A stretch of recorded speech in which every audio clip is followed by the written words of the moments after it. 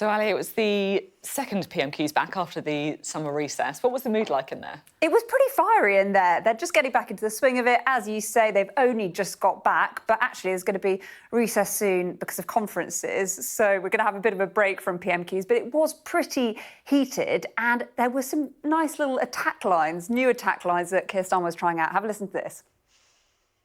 Probation, prison, schools, China.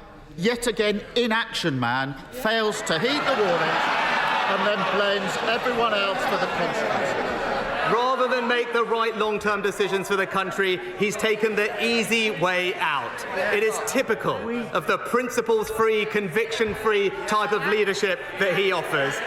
Inaction man. I just don't have any words to describe these insults anymore. And it wasn't the usual focus from Keir Starmer today, was it? No, it was interesting. It was kind of talking about law and order, security, trying to take on the Tories there.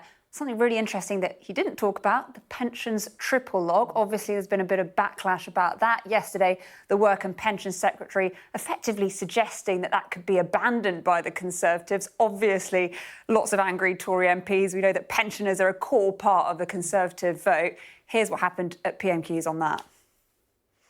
Will he commit his party, the Conservative Party, to maintaining the state pension triple lock beyond the next general election? Yes or no? Our track record is clear. There is one party in this House that has always stood up for our pensioners, and that is the Conservative Party.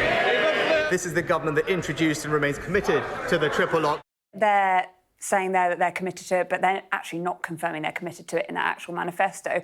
But Labour on shaky ground too, and I wish we could have played Stephen Flynn's second answer if we'd had time, because he was then focusing on Keir Starmer, and we know that they haven't said that they're committed to keeping the pensions triple lock either. So I think both parties basically on shaky ground on that. But at PMQs Unwrapped, we don't just look at the headlines, we try and delve a bit deeper. So that's what we've been doing today. Absent from what I could see were the Security Minister, Tom Tugendhat, and the Chair of the Foreign Affairs Select Committee, Alicia Kearns, both in the spotlight this week over the alleged Chinese spy.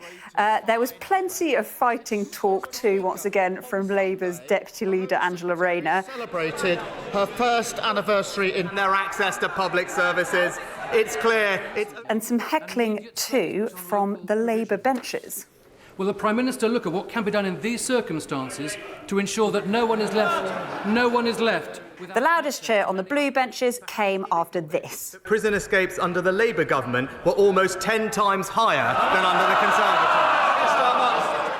But dig into the detail and the figures show the number of escapees fell dramatically under Labour. And a general election klaxon sounded by the Labour leader here. how much more damage do the British public have to put up with before he finally finds the stomach to give them a say?